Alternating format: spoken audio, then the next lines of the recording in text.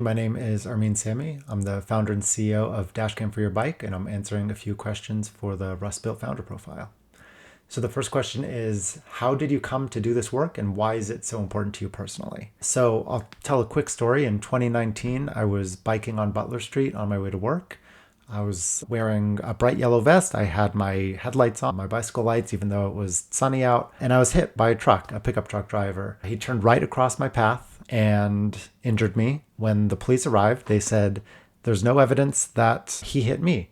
And it's possible that I rode my bike sideways into the side of his truck, which is not how bicycle wheels work, but I had no video evidence. And at the time, I didn't realize I could do anything more. So I was unable to get a police report, which meant I had to pay out of pocket for my injuries and for my bike repair. So I realized the importance of video evidence at that time. Next question is, what was your light bulb moment for Dashcam for your bike? So my light bulb moment was finding out that people do buy cameras. They pay hundreds of dollars for bicycle mounted cameras.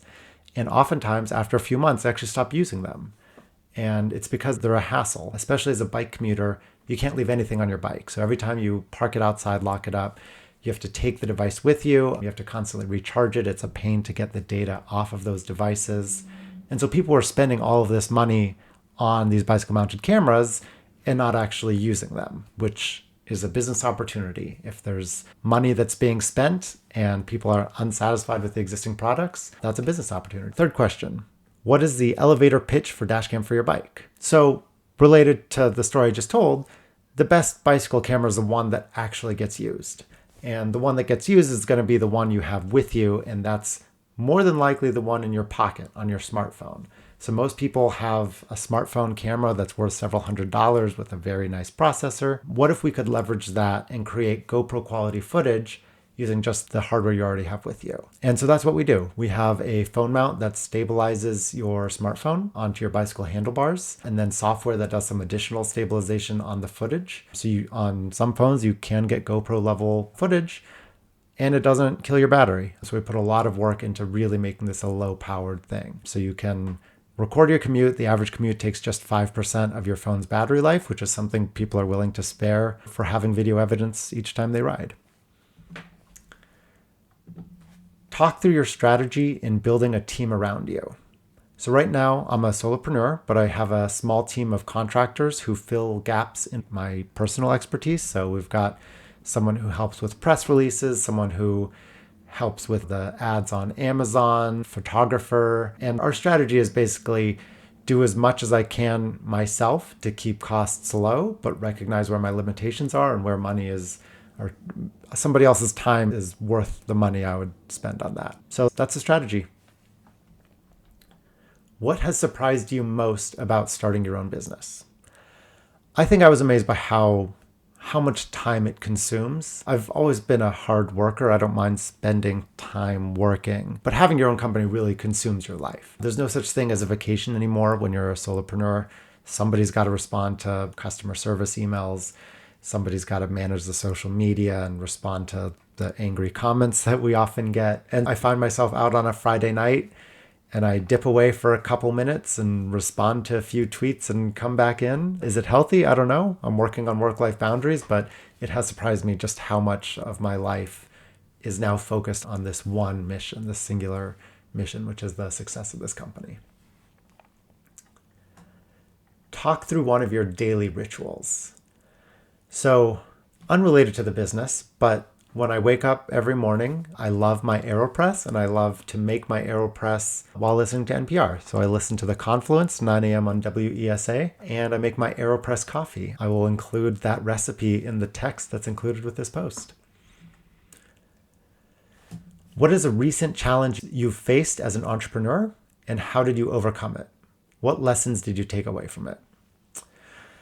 So something that's really hard about being in the bicycle safety space is that bicycling in cities has become very political, has become very polarized.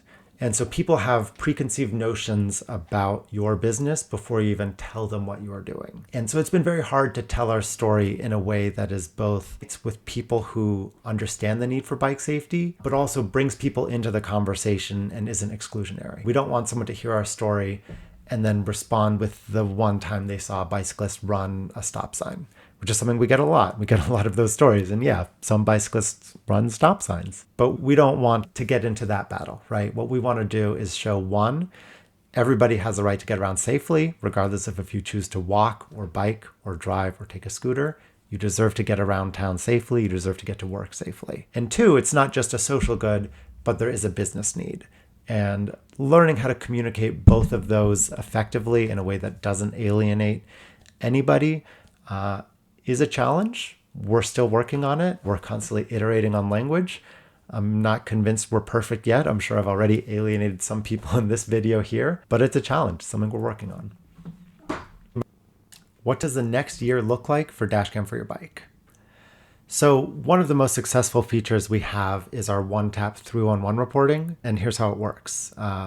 When you're biking, you're not getting hit every day, I hope. And we don't want to create a product that's only used once in a while, right? We don't want to create a product that's only useful in case you get hit, because there's other things you want to be able to do with that data. And so what we've created is a system where bicyclists can report everyday hazards to the city of Pittsburgh, and Pittsburgh can respond to that and fix those issues before they become deadly. So one example is a pothole. As a driver, a pothole is annoying. It might damage your car, but that's about it.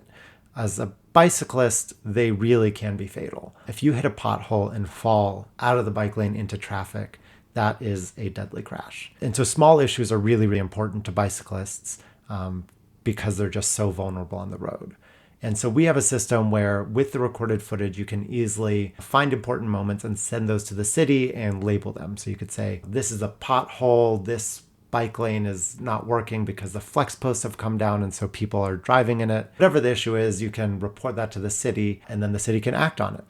And so we've had a lot of success with that in Pittsburgh. The city has dedicated money and time and resources to fixing the issues that our users have reported. And it was surprising how quickly it was successful, right? Years of advocacy and people sending emails often didn't work in some of the things we were advocating for. And with the one-tap 311 reporting, suddenly the city started listening because they got such an influx of reports. They got hundreds of people telling them about the same issues. So we want to bring that to more cities. We saw the success in Pittsburgh. We want to spread it. And throughout the next year, one of our main goals is to bring that feature to as many cities as we can because our users just seem to really love it. Next question. What is a key piece of advice you've received that you want to share with other founders?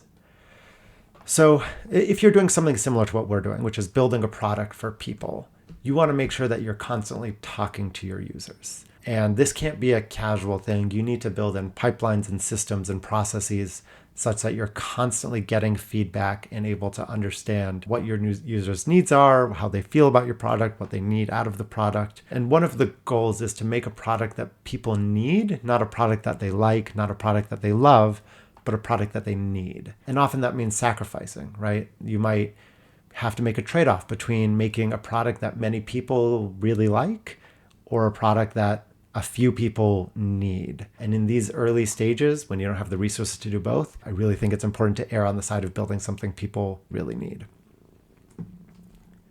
Last question, how can our regional startup community help your efforts? A few different things. One, if you know a bicycle commuter, buy them a phone mount. Go to our website, dashcam.bike, buy them off Amazon or Shopify, and then they can start recording their bike rides. They hopefully will feel safer with a recording of what happens on their streets. And two, we're starting a movement we're calling National 311 Day. This is on March 11th. And what it is, a national movement to teach people what their 311 line can do for them. So this is an underutilized thing that exists in cities across America. And outside of Dashcam for your bike, you can go online and make a 311 report in almost whatever city you're in if you're in the U.S. And we think more people should be taking advantage of this to report the daily hazards they see. If there's a curb cut that wheelchair users are unable to use because it's dilapidated, or if there's a sidewalk that's crumbling and makes it hard to push strollers down. Any of these issues, you can report to your city's 311 line, and if they don't know about it, they can't fix it. So March 11th, please get the word out. Please join a local 311 event, or just go out on your own and do a 311 reporting blitz Saturday, March 11th.